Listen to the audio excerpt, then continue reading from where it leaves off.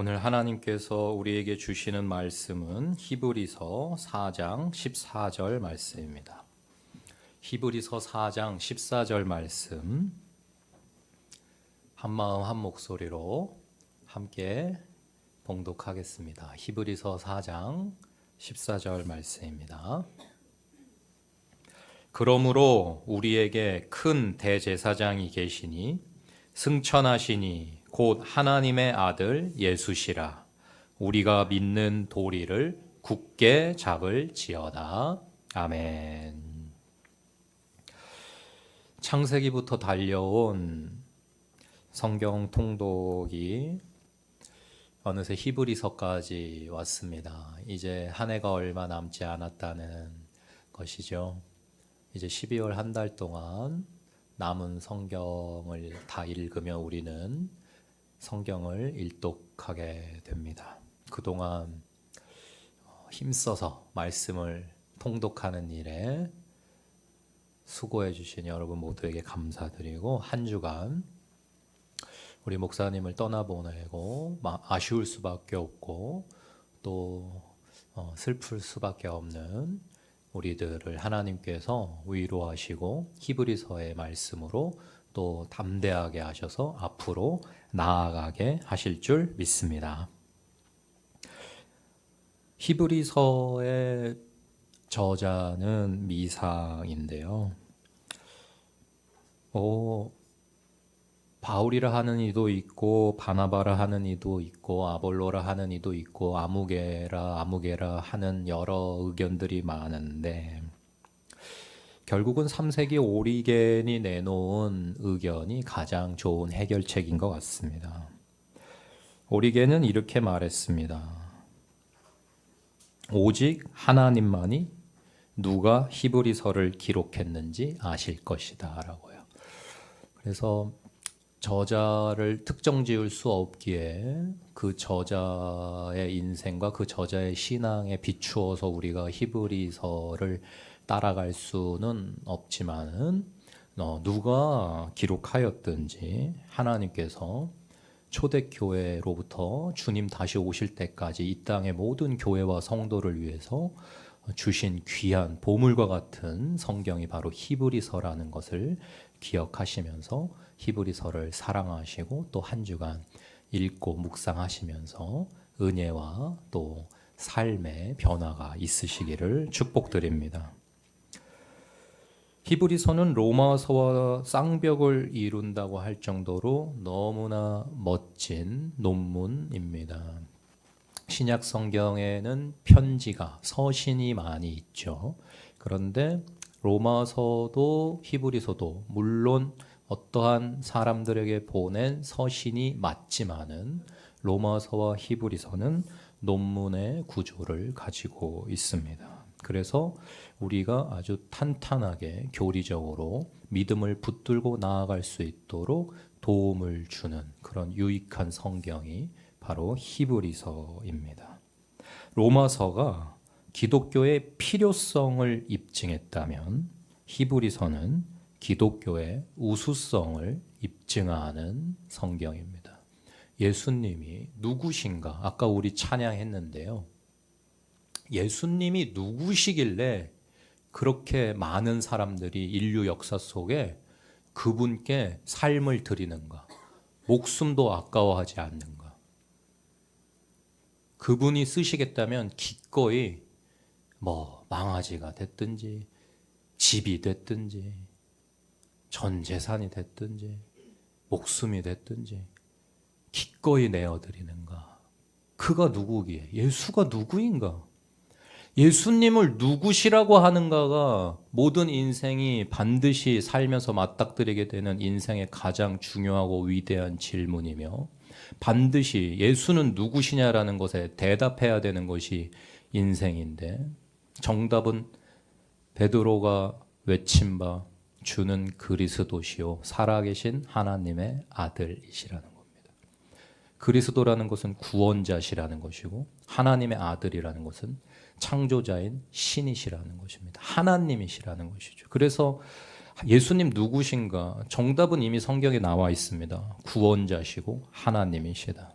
이 믿음의 반석 위에 예수님께서는 교회를 세우겠다고 하셨습니다.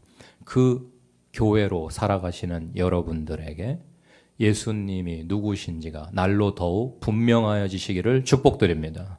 주는 그리스도시요 살아계신 하나님이시라는 것을 자녀들에게, 다음 세대에게 잘 물려줄 수 있는 진정한 유산, 믿음의 유산을 계승할 수 있는 저와 여러분이 다 되실 줄로 믿고 축복드립니다.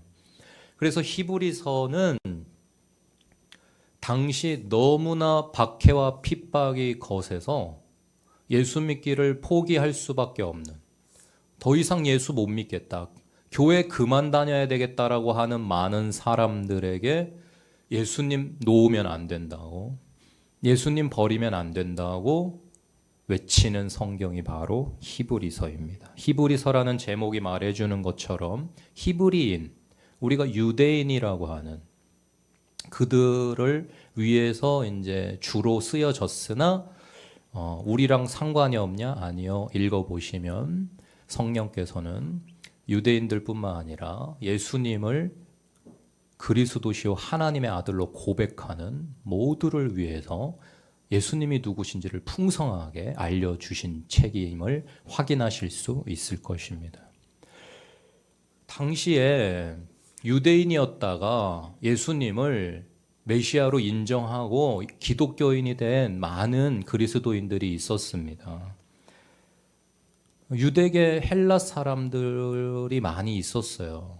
우리는 이제 요즘 그들을 뭐라고 부르느냐? 메시아닉 주라고 합니다. 유대계 그리스도인. 근데 이분들이 구약 성경과 모세와 그 하나님께서 자신들을 특별한 민족으로 택하셔서 지금까지 이끌어 오셨던 그 수많은 이적과 역사 속에 그것들을 생명과 같이 여기면서 살다가 예수님으로, 기독교로, 모세가 아닌 예수로, 구약이 아닌 이제 새로운 페이지로 옮겨왔는데 너무 힘든 거예요. 예수 믿으면 막 죽여, 잡아가, 재산을 다 빼앗아가, 눈앞에서 자식들이 죽어갑니다. 부모님이 죽어가십니다. 아내가 죽습니다. 남편이 죽습니다. 안 믿는다고 하면 살려주겠다고 합니다. 박해가 너무 심해 굴파고 들어갑니다. 관광지가 된 카타콤이라고 하는 곳들이 전부 목숨을 걸고 지상의 삶을 기꺼이 내려놓고 굴 속이라도 들어가서 예수 믿겠다고 하셨던, 우리가 상상도 할 수 없는 박해와 핍박 속에서 믿음을 지키신 선조님들의 삶의 현장입니다. 오늘날 북한의 지하교회도 그와 같겠죠. 너무 괴로우니까요. 자꾸만 믿음을 버리게 되고 다시 기독교에서 유대교로 돌아가는 일들이 일어나는 겁니다. 안 되겠다 싶어서 기록한 성경이 바로 히브리서입니다. 그래서 히브리서는 옛 언약인 구약보다 위대하신 예수님의 가르침, 유대인들이 가장 위대하게 여기는 모세보다 위대한 예수님, 예수님의 탁월함과 우월함, 결코 비교할 수 없는, 견줄 수 없는 하나님이신, 구원자이신 예수님에 대한 이야기로 가득한 책입니다. 오늘 우리들에게도 참으로 필요한 성경인 것이죠. 여러분도 이 세상을 살아가시면서 올곧게 예수 믿으시기가 얼마나 어려우십니까? 직장에서 크리스찬이라 당당히 드러내고 그들의 문화에 동참하지 않으며 사회생활을 하는 것 얼마나 쉽지 않은 일입니까? 말씀을 따라 순종하면서 살아가는 것이 얼마나 버거운 일인가요? 오늘날 당연히 이렇게 생각하는 게, 이런 가치관이, 이런 문화가 그게 쿨한 것이고 그게 나이스한 것이 되어버린 그런 세상에서 엣지 없게 살아가려면 얼마나 내가 못나 보이나요? 되게 올드해 보이나요? 찐따 같아 보이니까 교회 다닌단 말 하기 쉽지 않은 학교 생활, 직장 생활. 대한민국에서의 삶이죠. 천주교, 불교, 대한민국 국민들한테 호감도가 60% 이상인데 기독교 20%대예요. 그래도 예수 믿을 건가? 이거 예수 안 믿는 게, 교회 다닌다는 티 안 내는 게, 말씀대로 안 사는 게 나한테 훨씬 유익할 것 같은데, 직장 생활하는데 훨씬 도움될 것 같은데, 이 세상을 즐기는데 그게 훨씬 유리할 것 같은데, 그래도 예수를 따라갈 건가? 라는 도전 앞에 우리도 날마다 서는 것입니다.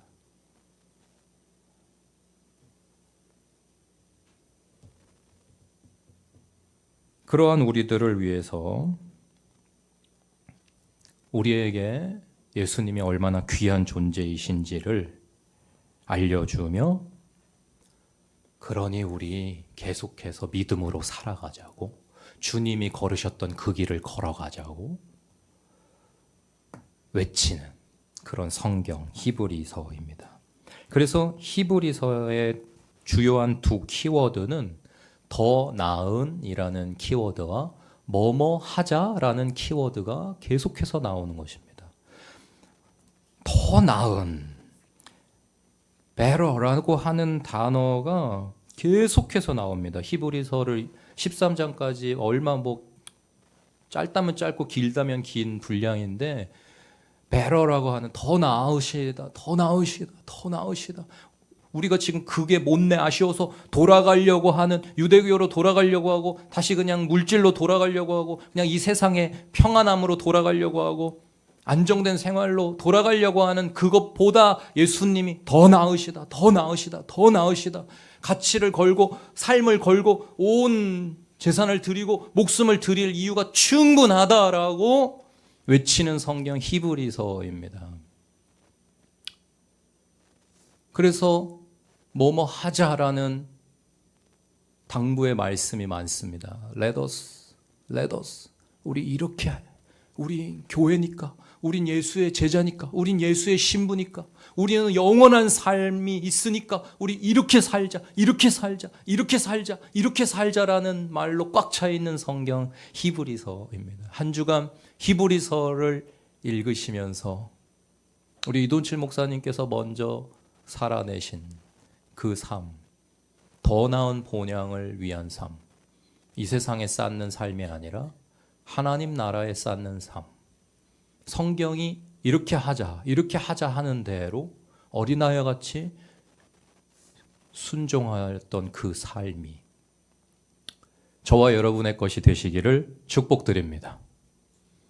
우리 목사님은 가만히 계셨으면 그냥 평안하고 부요하고 안정된 삶이 보장돼 있으신 분이었습니다. 성실하셨고 정직하셨고 탁월하셨고 뛰어나셨습니다.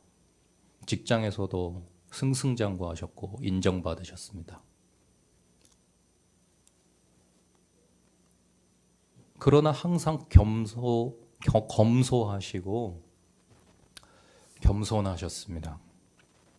절대 과소비하시지 않았습니다. 보이는 것으로 스스로를 드러내고 자랑하려 하시지 않았습니다. 집으로, 차로, 옷으로, 액세서리로.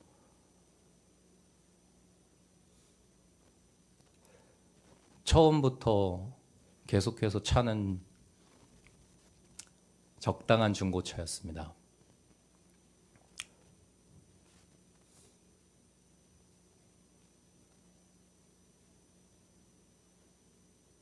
제가 아버지를 모시고 어디에 가서 음식이라도 한 끼 대접하려고 하면 우리 목사님께 10,000원이 넘어가는, 1인당 10,000원이 넘어가는 것은 정말 본인으로서는 결단을 해서 가족들에게 한 끼를 사시는 그런 아버님이셨습니다. 제가 맛있는 거 사드리고 싶어서, 좋은 거 사드리고 싶어서 1인당 2, 3만 원이라도 하는 걸 사드리려고 모시고 가면 혼을 났습니다. 뭐 이런 거 먹으러 갔어. 맛있는 거 사드리면서도 혼이 나야 됐어요. 쓸데없는데 돈 쓴다고. 그럼 그렇게 검소하게 사시면서 뭐 하셨냐? 어려운 이들에게 나누셨습니다. 누가 시키지도 않았지만 제가 중학교 때였나요? 6학년 때였나?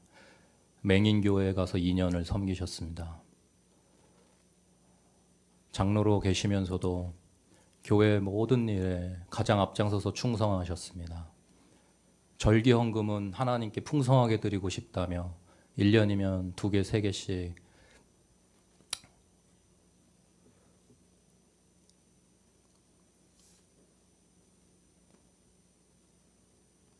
저축을 하셨어요. 1년마다 만기로 돌아오는 그런 거를 하셔가지고 부활절에 맞춰지도록, 추수감사절에 맞춰지도록, 성탄절에 맞춰지도록 매년 적금을 부으셨습니다. 그래서 1년 적금이 모아지면 하나님께 풍성히 드리고, 모아지면 하나님께 풍성히 드리고,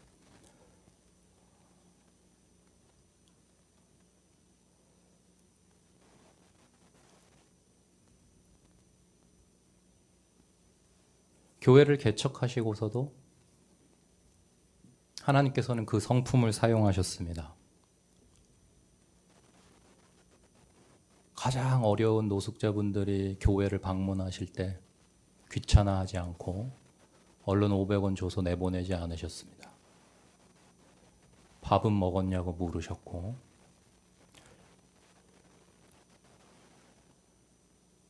5,000원씩을 쥐어서 보내자 소문이 나서 은혜로운 교회로 노숙자분들이 몰려들기 시작했죠. 그것이 사역이 되었고 8년이라는 시간 동안 예수님이신 그분들을 안아드리고 손잡아드리고 따뜻한 식사를 제공하고 함께 예배하며 새로운 인생을 꿈꿀 수 있었습니다. 어려운 이웃을 절대 그냥 지나보내지 않는, 도움을 구하는 일을 결코 외면하지 않는 우리 목사님의 믿음과 성품이 아니었다면 불가능한 사역이었을 것입니다. 더 나은 것을 위해 보다 못한 것은 언제든 기꺼이 주님 뜻이라면 버리셨습니다. 50에 마음속에 네 남은 인생 나한테 줄래 하셨나 봐요, 주님께서. 가족들을 모아놓고 나 이제 목회해야 되겠다고 하셨습니다. 은행을 퇴직하시겠다고. 당시 은행에 계속 다니시기만 했어도 이제 대학생이 되는 저와 제 동생의 모든 학비가 다 나오는 것이었고, 은행에서도 이제 더 좋은 자리로 진급하실, 승승장구하실 일만 남아 있으셨는데 그것들을 다 내려놓고서 부르심을 따르셨습니다. 그리고 본인의 재산을 털어 은혜로운 교회를 세우셨고, 은퇴하시면서도 전별금을 받아가시는 것이 아니라 본인의, 지금 생각해보면 정말 그게 전부이다시피 하셨던 돈이었던 것 같아요. 은퇴를 하시고 물러나시면서 교회의 부채를 우리가 조금이라도 짐을 가볍게 질 수 있도록 1억의 헌금을 하고 은퇴하셨죠. 제가 이제 아버지의 여러 일정을, 지난 2년간의 병원 생활과 장례 일정을 위해서 이렇게 아버지 통장을 보았는데요. 아무것도 남아있지 않더라고요. 놀라울 정도로요. 아니, 은행 생활을 그렇게 오래 하셨는데 그래도 뭔가 어딘가 뭐가 좀 있을 거라고 생각을 했거든요, 제가. 근데 놀랍게도 아무것도 없더라고요. 정말 상조도 없고 보험도 없고 어디에 몇백만 원이라도 모아놓은 현금도 없고 야, 정말 주님과 교회가 전부셨구나.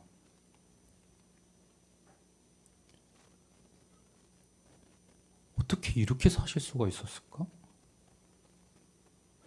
도대체 예수는 누구길래? 어떻게 이런 삶을 살 수가 있지? 이게 가능하지?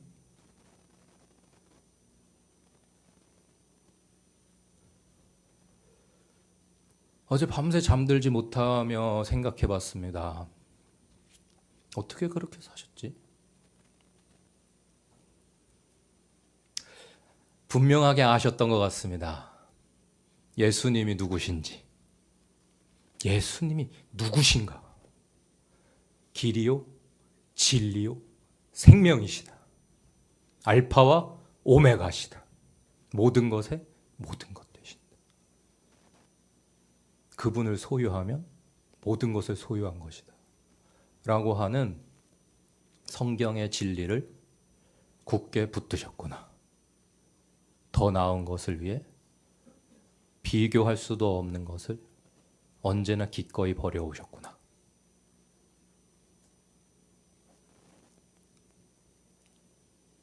생생하게 아버지의 음성이 들려오는 것 같았습니다. Let us. 너도 그렇게 하자라고요. 너도 그렇게 살아라. 그 음성에 예수님의 음성이 겹쳐 들립니다. 나를 따르라. 내가 너를 사람을 낚는 어부로 만들겠다.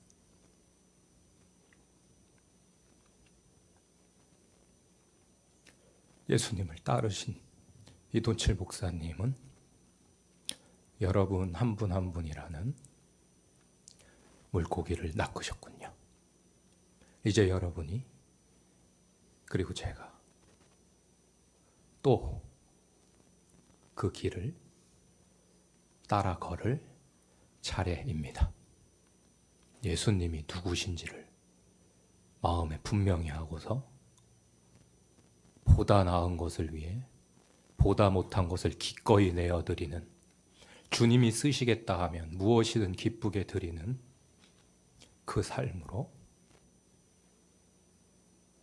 영생의 주인공들로 살아가실 천국의 백성인 저와 여러분을 응원하고 축복합니다.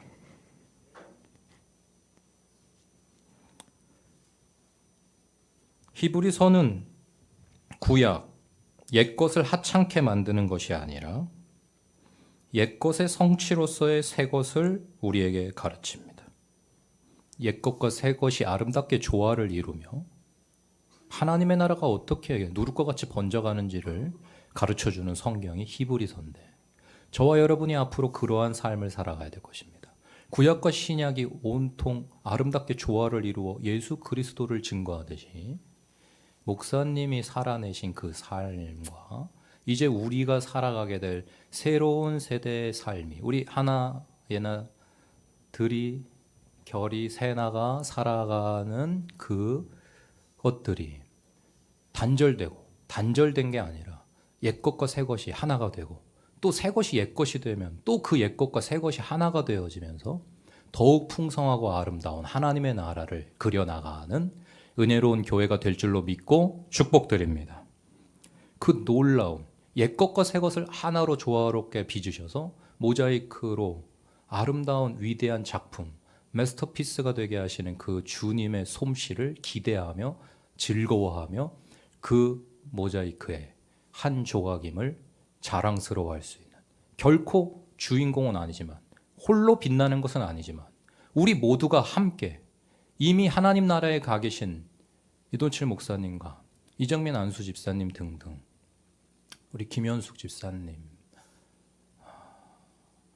그분들이 빛내고 가신 그 빛으로 한 조각 한 조각이 채워져서 은혜로운 교회가 완성되어져 가고 있는 그 아름다운 주님의 작업에 저와 여러분 모두가 어떠한 색이든지 어떠한 모양이든지 어떠한 크기이든지에 상관없이 없어서는 안 되는 소중한 한 조각 한 조각이심을 기억하시면서 당당하고 자랑스럽게 은혜로운 교회로서 살아가 주시고 또 전체를 이룰 다른 조각들인 우리 서로를 내 몸과 같이 사랑할 수 있는 우리 목사님께서 천국에서 지켜보시기에 너무나 멋지게 세워져 가는 은혜로운 교회로 살아주시기를 부탁드립니다. 축복드립니다. 히브리서는 우리가 그렇게 살아갈 수 있도록 도와주는 너무나 귀한 성경입니다.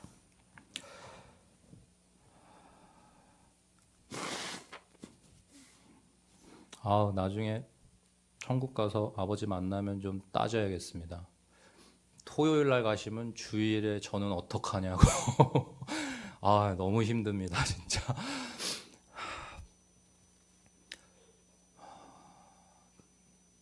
감사합니다. 함께 이 자리에 계셔 주시고